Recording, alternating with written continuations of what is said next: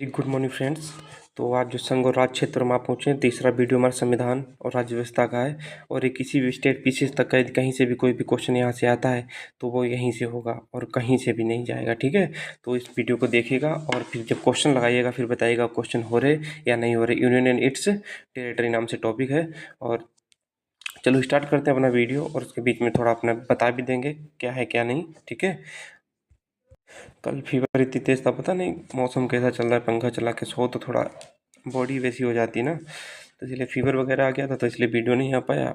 और आज से आपके रेगुलर वीडियोज मिलेंगे। तो भाग 1 संघ और राज्य क्षेत्र, इसमें कौन सा आर्टिकल 1 से 4 से 1 से लेकर 4 आर्टिकल तक इसमें आते हैं संघ और राज्य क्षेत्र में। आर्टिकल जरूर साथ में याद रखना कौन से भाग में कितने आर्टिकल आते हैं। भारत संघ और इसका राज्य क्षेत्र, यूनियन एंड इट्स टेरिटरी नाम का टॉपिक है। अनुच्छेद 1, India that is Bharat, India that is Bharat, India that is Bharat shall be A union of states, India Bharat अर्थात इंडिया राज्यों का संघ होगा। क्वेश्चन पूछा जाता है कि यूनियन वर्ड का संविधान के किस अनुच्छेद में यूज हुआ था। यूनियन हमारे पहले ही आर्टिकल में यूनियन शब्द क्या नाम यूज हुआ है। यूनियन मतलब संघ, संघ और उनके संघ के भी हर चीज़ आपको बता देते हैं। तो पहला भाग है बन ए, इसको बोलते हैं बन का, और क्या नाम बन का खा करके यूपीएससी में खूब क्वेश्चन पूछे गए थे, इसलिए हम का और खा वाले ABCD वाले क्वेश्चन ले लिया करेंगे। भारत को राज्यों से, भारत ने राज्यों को मिलकर नहीं बनाया, जैसे कि इसका मतलब है कि भारत राज्यों से मिलकर नहीं बनाया। एक क्या नाम है खुद एक अखंड, मतलब कि पहले टूट था लेकिन एक छोटे जो अपने एरिया में है, इसी भारत को एक अखंड भारत कह सकते हैं, राज्यों का संघ है। भारत को राज्यों ने मिलकर नहीं, भारत संघ से कोई राज्य अलग नहीं हो सकता। जैसे कि आपसे कहे कि चलो 10-15 लोग मिलके कोई ग्रुप बना लेते हैं, तो वो एक ग्रुप हो जाएगा। और उस ग्रुप से क्या हो सकता है, कभी भी किसी की इच्छा होगी तो वो अलग हो सकता है। लेकिन भारत जो राज्यों का संघ है वो राज्यों से मिलकर हम लोगों से बना ही नहीं है। सब अपनी अपनी रिस्पॉन्सिबिलिटी हर स्टेट की, हाँ हम खुद एक भारत हैं। तो उसमें क्या है कि जो भारत है वो भारत से संघ है, और संघ से कोई राज्य अलग नहीं हो सकता है। आप संघ और परिसंघ देख लेते हैं क्या होता है। ठीक है, तो बस इतना याद रखना कि India that is Bharat shall be union of state, Bharat राज्यों का संघ होगा। और ये संघ कौन सा वाला, यूनियन वाला संघ है, इतना जरूर याद रखना, ये संघ है यूनियन वाला। परिसंघ जहाँ राज्य आसानी से टूट जाए, जिस परिसंघ वो होते हैं कॉन्फेडरेशन, जहाँ पे राज्य आसानी से टूट जाते हैं उन्हें क्या नाम परिसंघ बोलते हैं। संघ क्या होता है, ए फेडरेशन, कोई देश अनेक राज्यों से मिलकर बना हो। जैसे कि यूएसएसआर कितना टूटा, बहुत ज़्यादा, लगभग हमें लगता है 13 देशों में टूट चुका है यूएसएसआर, जिसे हम पूर्व पूर्व सोवियत संघ बोलते थे, प्रेजेंट में रूस है। और रूस इसलिए लिया जाता है क्योंकि उसका सबसे बड़ा भाग रूस ही है। तो संघ फेडरेशन उसे बोलते हैं जिसमें कई अनेक राज्यों से मिलकर बना था, और दो जब चाहे तब मन से टूट जाए। ठीक है, और संघ क्या था, इसमें कोई राज्य अलग नहीं हो सकता, अलग नहीं हो सकता, अर्थात भारत को क्या कहा सकता, विभक्त राज्यों का अविभाज्य संघ। तो भारत को, जैसे कि यूपीएससी और क्या ना पीसीएस में और क्या ना यूपीएससी तीनों में क्वेश्चन पूछा गया था कि भारत को क्या कहा जा सकता है, तो कहा जाता है विभक्त राज्यों का अविभाज्य संघ, विभक्त राज्यों का अविभाज्य संघ। चलो हाँ, उसका तो ध्यान ही नहीं है। कल सब लोग क्या नाम कह रहे थे कि भैया रिजल्ट क्या रहा है। जो यूपीएससी का रिजल्ट है, जो पॉइंट नंबर 5 पढ़ना आप, पॉइंट नंबर 5 क्या नाम, जो मेन से रिजल्ट है जिसमें 1016 कैंडिडेट हैं, 1016 कैंडिडेट हैं। जो 1016 कैंडिडेट की लिस्ट है और टोटल वैकेंसी थी 1255। ठीक है, तो लगभग में उसमें पढ़ना जाके जो प्रोविजनल केप्ट प्रोविजनल क्या नाम पॉइंट नंबर 5 में लिखे 355 स्टूडेंट हैं। ठीक है, 355 स्टूडेंट, तो उसमें नाम है। और क्या नाम वो सब सिलेक्टेड होते हैं, जैसे किसी की कोई प्रॉब्लम होगी डॉक्यूमेंट में, कोई क्या नाम, जैसे कि उसका कोई चीज़ सबमिट नहीं हुई या कुछ भी मतलब कि बच्चे की तरफ से, आयोग की तरफ से कुछ भी डॉक्यूमेंट पूरा नहीं हुआ, वेरिफिकेशन नहीं हुआ, तो केप्ट प्रोविजनल सिलेक्टेड ये भी होते हैं और इनको क्या नाम प्रोविजनल में रख लेते हैं। ठीक है, 355 स्टूडेंट हैं। और 2 मई को, अभी तो मैंने सोचा कि चलो रहने दो, पता नहीं कौन क्या सोचेगा, तो 2 से 4 मई के बीच में क्या नाम वो आएगा, वो डेट वो आएगी सर मार्कशीट। तो उसमें क्या नाम रहे वो सब कुछ दिखेगा, रैंक वगैरह, और वो क्या कहते हैं उसे, किस सब्जेक्ट में नंबर कितने हैं, किस में कहाँ पे हैं, कितने नंबर आए, क्या हुआ क्या नहीं, इसमें सब कुछ बताएगा। तो जो क्या नाम हम शायद मेरा या तो सिग्नेचर वाला, क्योंकि मैंने प्री में इंग्लिश में किए थे और मेंस में लगता है हिंदी में किया, और क्या नाम जो ओबीसी सर्टिफिकेट था वो मैंने कॉपी जमा की थी। और अब क्या है उसमें क्या नाम ओरिजिनल वाली हम सबमिट कर देंगे और क्या नाम तुरंत ही रिजल्ट आ जाएगा। और आप लोग देख भी सकते हो, उसमें कोई दिक्कत नहीं है। तो जो 1016 वाली लिस्ट है इसमें मतलब कि इसमें नाम नहीं मिलेगा। जाएगा। तो जो केप्ट प्रोविजनल जो क्या नाम तो 1016 वाली लिस्ट है, इसी में देखना जाके, इसी जो 1016 वाली लिस्ट है इसी में देखना जाके पॉइंट नंबर 5 में क्या लिखा है कि the candidature of 355 student kept be provisional. ठीक है, तो वहाँ पे उसको देखिएगा, और जो 1016 है तो सिलेक्टेड ही है, बाकी जो 355 वो भी सिलेक्टेड है, क्योंकि 150 लड़के छोड़ के जाते हैं तो इसीलिए 60-70 लड़के एक्स्ट्रा यूपीएससी सिलेक्ट कर लेती है। तो कोई ना, आप टेंशन मत लीजिएगा, आपका कोर्स पूरा होके जाएगा, और अभी जल्दी जाने वाले भी नहीं है, तब भी कितना भी जल्दी भेजे तब भी 3-4 महीने लग जाएंगे। और देखो, अब मेरी रैंक तो नीचे है ही, तो मुझे लगता है कि हमें नागपुर हमारी ट्रेनिंग होगी, और आइएगा, सब लोग वहाँ से मिलते भी हैं जिसको ज़रूरत हो। और बाकी जो होगा नेक्स्ट अटेम्प्ट अच्छे से देंगे, उसमें होगा। तो मैंने कहा चलो थोड़ा बता देते हैं, नहीं तो आप लोग परेशान रहोगे, तो इसीलिए उसमें थोड़ा वो हो गया था। कोई दिक्कत नहीं, और अब 2 मई के लिए आपको अच्छे से वीडियो बनाएंगे, कैसे तैयारी करना है यूपीएससी की, क्या होता है यूपीएससी के, क्यों आखिर इसमें इतना वेरिएशन होता है, 11-11 टेस्ट वो क्या नाम पेपर लिखने पड़ते हैं। तो देखो, वो मैंने इतना इसलिए बोलना पड़ गया क्योंकि कोई कहता भैया आप तो स्वैप करते नहीं थे, अब क्यों स्वैप करते, मैंने कहा चलो कुछ लोग मांगते हैं, कुछ लोग तो थोड़ा बोल देते हैं, तो बाकी जिसको जो समझना है वो समझ सकता है।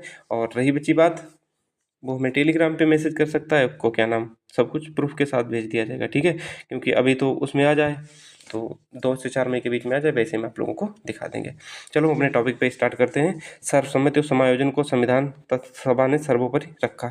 अब इसमें क्या था, जैसे कि इसमें ये था कि India that is Bharat shall be union of state. जैसे कोई कहता था इंडिया नाम रखो, भारत क्या नाम देश का, कोई कहता भारत रखो।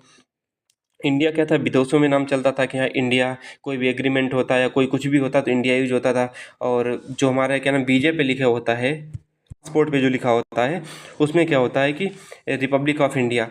तो क्या था कि जैसे कोई भी चीज़ गड़बड़ कर दी थी तो उसमें क्या था, सर्वसम्मति और आपसी बिना मतभेद के तो उस चीज़ को एक्सेप्ट कर लेते थे। तो इसीलिए क्या गया, जैसे कि दोनों नाम एक्सेप्ट कर लेते हैं, क्योंकि कला संस्कृत कल्चर ये सब क्या नाम देखना पड़ता था कि हाँ क्या अच्छा है क्या नहीं है। तो उतना जानने की कोई ज़रूरत नहीं, क्योंकि पूछा भी कहीं नहीं जाएगा, बस रामकथा सुनने की कोई ज़रूरत नहीं। बस इतना था ना कि भारत के दो नाम दे दिए गए, क्योंकि एक हिंदी में एक इंग्लिश में, बस। और इसके पीछे की कहानी कोई तुम्हें कभी क्वेश्चन पेपर में की ज़िंदगी में नहीं आएगी, बस इसलिए थोड़ा इसको जान लो। तो जैसे दो नामों पे बहस हुई तो सभी ने सर्वसम्मति और आपसी क्या नाम बिना भेदभाव के उस नाम को एक्सेप्ट कर लिया। तो इसी चीज़ को कहा गया सर्वसम्मति और समायोजन को संविधान सभा सर्वोपरि रखकर निर्णय लेती थी, कि कोई मतलब कि परेशान न हो कि हमारी नहीं सुनेगी, हमने कहा ये चीज़ रखो वो चीज़ रखो, इसलिए। ठीक है, कोई इंपॉर्टेंस इसकी नहीं है। अब बंसी, आर्टिकल बंसी, भारतीय क्षेत्र को 3 भागों में विभाजित किया गया, और जो 2 पार्ट है उसको क्या नाम रिपील्ड कर दिया। रिपील्ड मतलब कैंसिल कर दिया गया। तो आर्टिकल 1 में 1 और 3 है। ठीक है, तो 1C में क्या है, भारतीय क्षेत्र को 3 भागों में विभाजित किया गया है। कौन सा, राज्यों का क्षेत्र 28 राज्य हैं अपने देश में, 8 संघ क्षेत्र यूनियन टेरिटरी, और भारत सरकार द्वारा अधिग्रहित क्षेत्र जो अभी 0 है, कोई भी भारत सरकार ने अभी कुछ भी क्षेत्र अधिग्रहित नहीं किया है।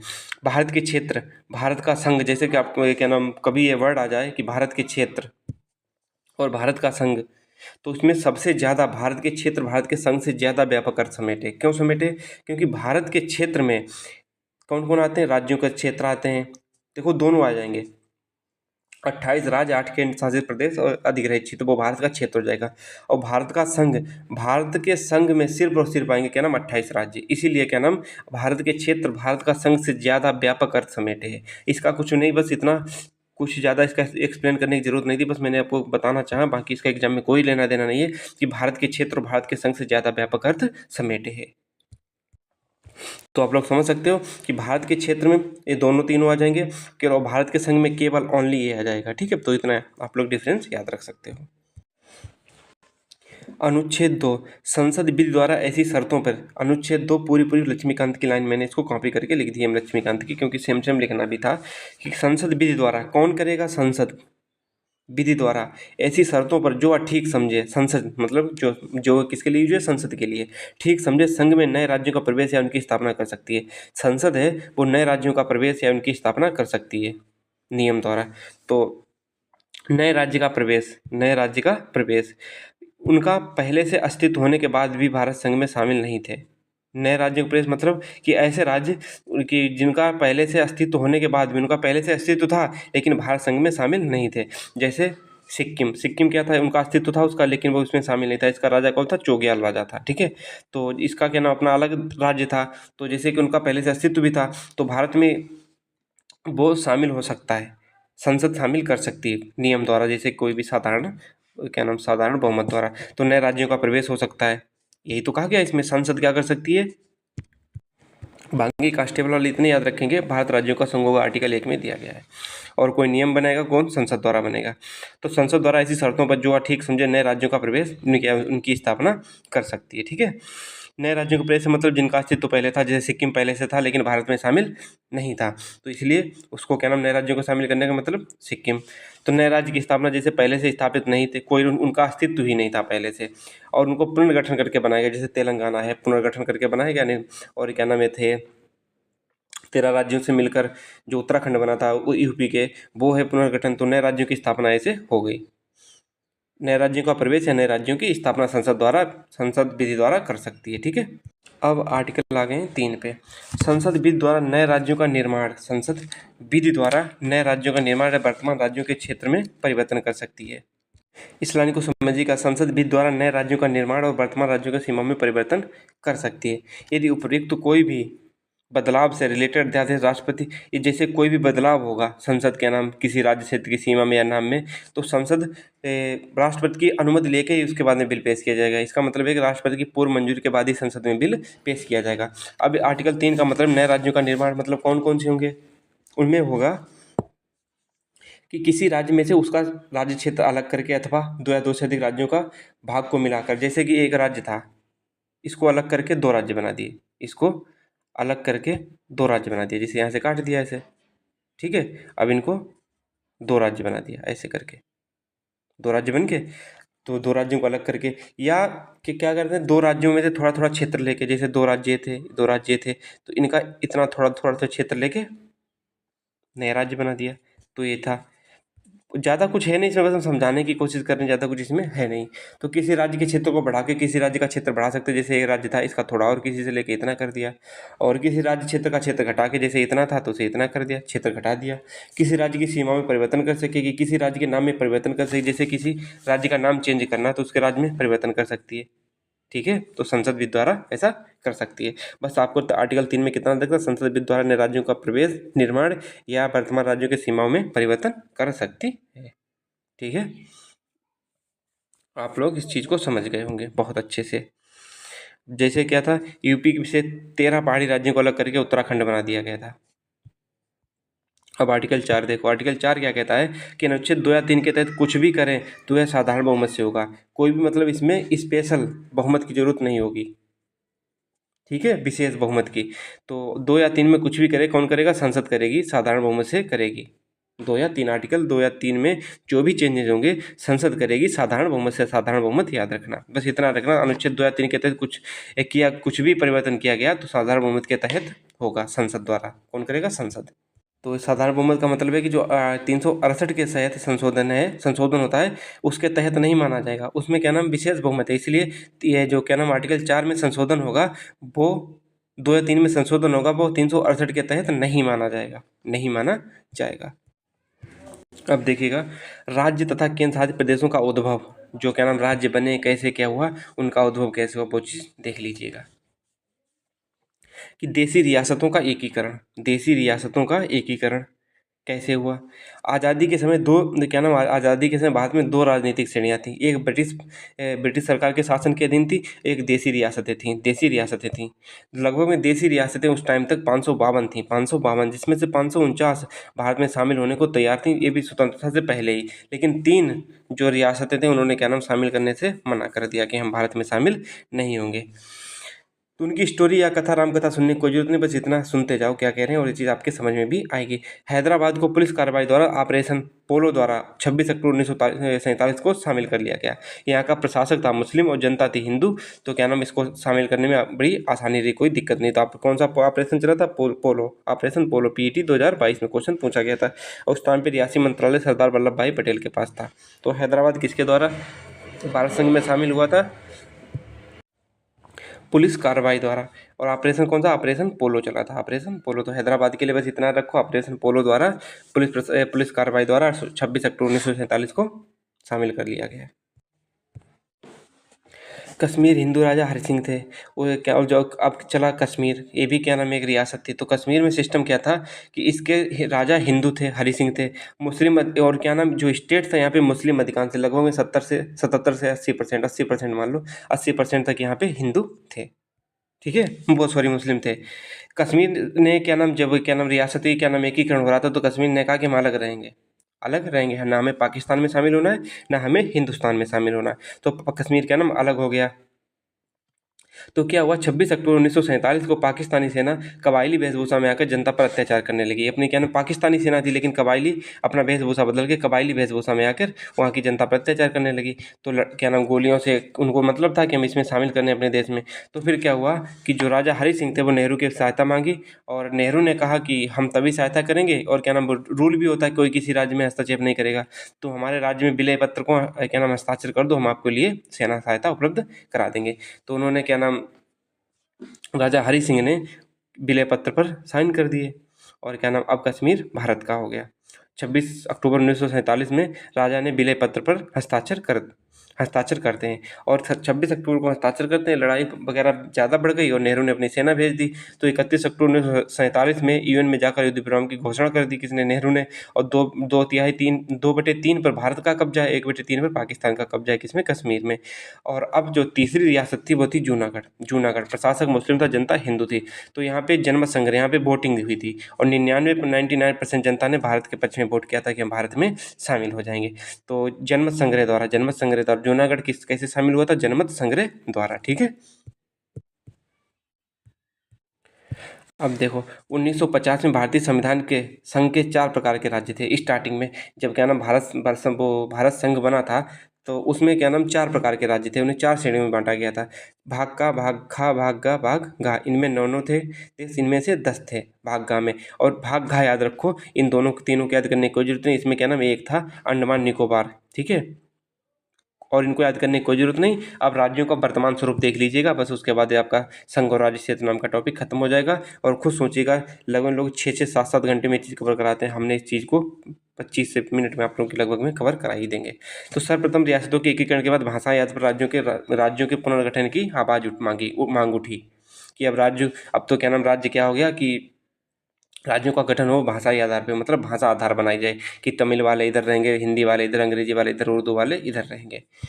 तो क्या हुआ, इसके लिए भारत सरकार ने एसके-धर समिति बनाई जून 1948 में। एसके-धर जज थे, धर समिति।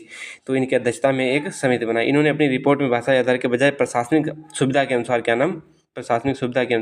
राज्यों का पुनर्गठन होना चाहिए, उसकी क्या नाम अनुशंसा की। ठीक है, इन्होंने अपनी रिपोर्ट में भाषा आधार को इन्होंने मना कर दिया, भाषा आधार को मना कर दिया।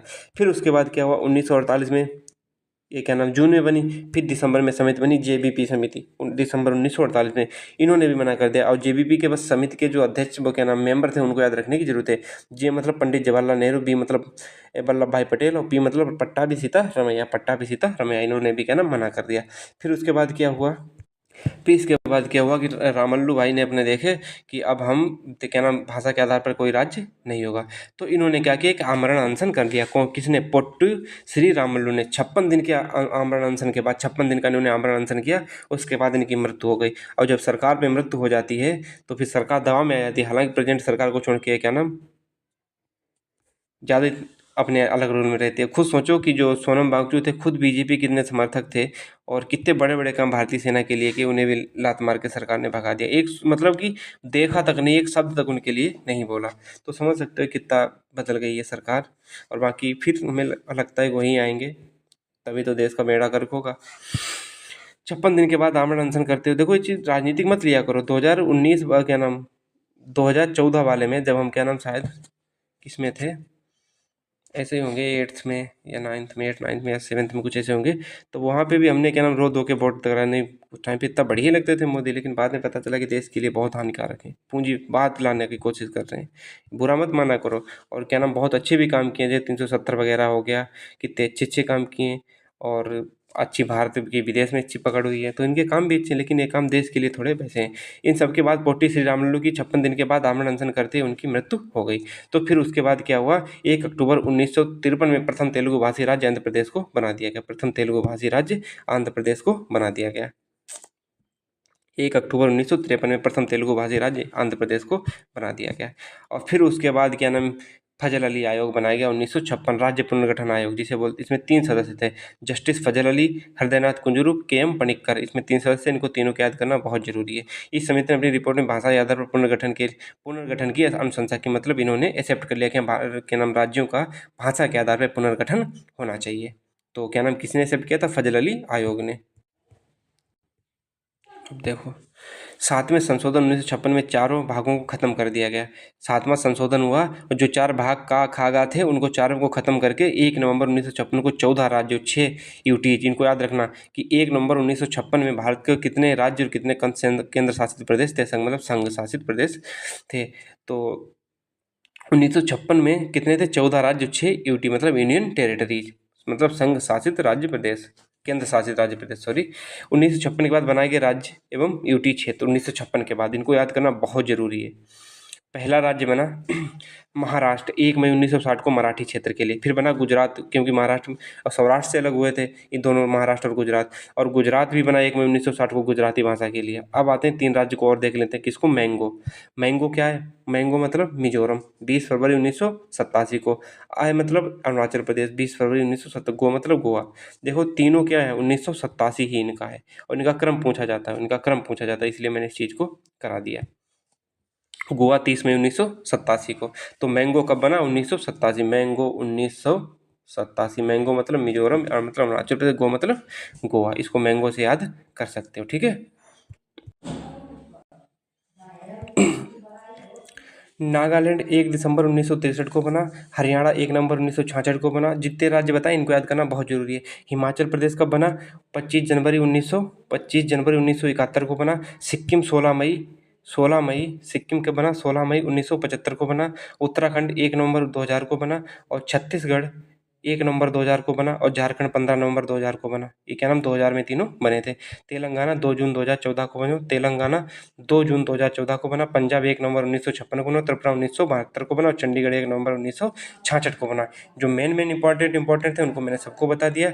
बाय बाय, टेक केयर, मिलते हैं नेक्स्ट वीडियो में। और इंतजार करिएगा, आपको जो भी कराएंगे जल्दी आपको क्योंकि 20 जून तक आपका क्या नाम जीएस खत्म कराएंगे। उसके बाद क्या नाम मुझे भी अब क्या नाम थोड़ा टाइम खुद के लिए देना है, क्योंकि और भी एग्जाम लगा है फिर से। क्योंकि देखो ये दुनिया है, दुनिया कुछ भी कहेगी, लेकिन अपनी मस्ती में जीना सीखो। दुनिया का क्या, दुनिया तो अपने मुंह फाड़ के चलती ही है, ठीक है। तो इसको ज़्यादा दिल पे नहीं लेना चाहिए। तो बाय बाय, टेक केयर, मिलते हैं नेक्स्ट वीडियो में। अपना ख्याल रखिएगा, हंसते रहिएगा, मुस्कुराते रहिएगा और पढ़ते रहिएगा।